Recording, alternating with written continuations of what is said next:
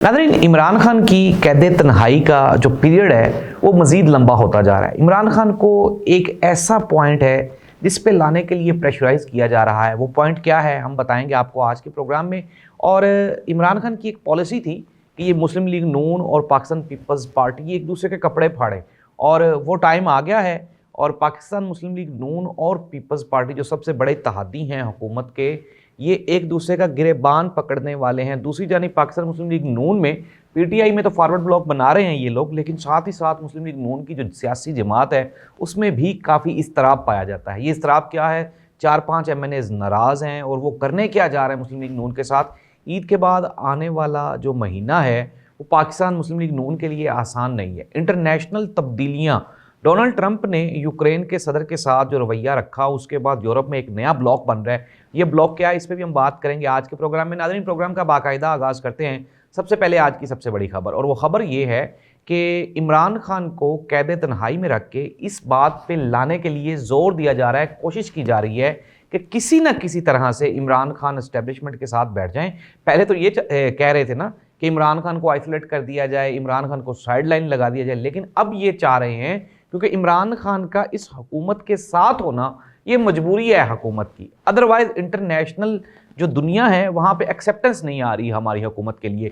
और अब इमरान खान को इसलिए एग्री किया जा रहा है प्रेशराइज करके कि वो ये कह दें कि जी ठीक है, हम लोग असम्बलियों में भी बैठते हैं, आपके साथ भी चलते हैं और आप इस जो सिस्टम है इसको लेके आगे चलें। लेकिन नाज़रीन, ये बज़ाहिर नामुमकिन दिखाई देता है। एक तरफ तो इमरान खान की पूरी पार्टी को साइडलाइन लगाने के लिए अदालतों में, मैदानों में, आप ये कह लें ऐवानों में, हर जगह पे पीटीआई को रगड़ने की कोशिश की जा रही, लेकिन साथ ही साथ फिर पीटीआई से इतनी बड़ी डिमांड, ये एक सवालिया निशान है। अब इसके लिए ही आज इमरान खान की दोनों बहनें भी कह रही थी कि इमरान खान को इसलिए कैद तन्हाई में रखा गया है कि इमरान खान के साथ कोई डील की जा सके। लेकिन इमरान खान तो इस चीज़ को बारहा रिजेक्ट कर चुका है और वो कह चुका है कि मैं किसी भी किस्म की कोई डील नहीं करने वाला। इट मीन्स दैट कि ये मुश्किल ही नहीं, एक नामुमकिन एजेंडा है जिसके लिए हुकूमत कोशिश कर रही है। पाकिस्तान पीपल्स पार्टी ने कहा कि ये जो हुकूमत है, हम फॉर्म 45 वाले हैं और मुस्लिम लीग नून वाले फॉर्म 47 वाले हैं। दूसरी जानिब से मुस्लिम लीग नून ने इसके जवाब में ये कहा, उन्होंने कहा कि जी अगर हम 47 वाले हैं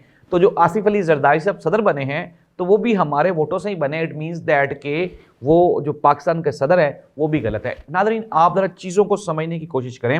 मैंने आपको प्रोग्राम के स्टार्ट में बताया कि इमरान खान की ये प्लानिंग थी बिकॉज कि Imran Khan knows very well, उसको ये पता है कि ये दोनों एक दूसरे के अनकरीब एक दूसरे के गिरेबान पकड़ेंगे और एक दूसरे के कपड़े फाड़ेंगे, और वो काम शुरू होता जा रहा है।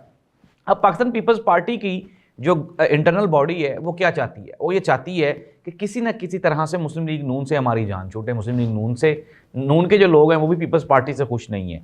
एक तरफ तो हुकूमत ने ये कहा, उन्होंने कहा जी टेक्नोक्रेट्स की प्रेशराइज था हम पे टेक्नोक्रेट्स को गवर्नमेंट में लाने के लिए, लेकिन हमने सियासी लोग इसलिए लेकर आए हैं ताकि पीटीआई का मुकाबला किया जा सके। पीटीआई का मुकाबला करने के लिए पीटीआई के ही लोग ले आए हैं। इख्तियार वली जो कि मुस्लिम लीग नून के रिप्रेजेंटेटिव, उन्होंने कहा जी कि देखें, ये जो मुस्लिम लीग नून है ये पंजाब की जमात है, यहाँ पे वजारत लेने के लिए पंजाब का डोमिसाइल होना इंतहाई ज़रूरी है।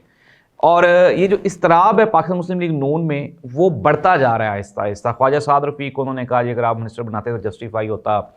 आपने परवेज़ खटक साहब को मिनिस्टर बना दिया, जो कि इख्तियार वली ने ये कहा, उन्होंने कहा कि ये मेरे शदीद अगेंस्ट है, अब मैं इलाके में किस तरह से निकलूँगा, कंपेन कैसे करूँगा।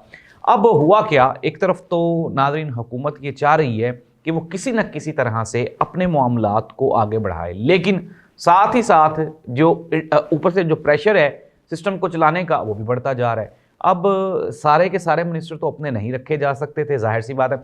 अब उसमें क्या उन्होंने किया, उन्होंने 2 मिनिस्टर वो अपना जो पीटीआई के साबिक अरकान थे उनको ले लिया, पीटीआई के मुनहरिफ अरकान को ले लिया, ये शो करने के लिए कि देखें नहीं हमें मिनिस्ट्रीज़ की ज़रूरत नहीं है। लेकिन फिर भी मुस्लिम लीग नून ने भी अपने जो पार्टी है उसमें वजारतें बांटी हैं। अब जिनको वजारतें मिल गई हैं वो तो सेटिस्फाइड हैं, खुश है, जिनको नहीं मिली वो बेचैन है। दूसरी जानिब पाकिस्तान पीपल्स पार्टी में भी ये जो बेचैनी है ये आहिस्ता आहिस्ता बढ़ती जा रही है। उसकी सबसे बड़ी वजह मैं आपको बताने जा रहा हूँ, बहुत बड़ी खबर है, और खबर ये है कि पाकिस्तान पीपल्स पार्टी के साथ हाथ कर दिया है पाकिस्तान मुस्लिम लीग नून ने। कहा यह गया था कि इस इलेक्शन के बाद अगर इसी तरह से सिस्टम चलता है जिस तरह चल रहा है तो फिर बिलावल भुट्टो जरदारी साहब को मौका दिया जाएगा। लेकिन मोहतरमा मरियम नवाज साहिबा भी मैदान में उतर आई हैं और चीफ साहब के शाना बशाना वो खड़ी हुई आपको हर जगह पे दिखाई देती हैं। इट मीन्स दैट कि आने वाले दिनों में बिलावल भुट्टो जरदारी का जो पत्ता है वो तो साफ कर दिया जाएगा।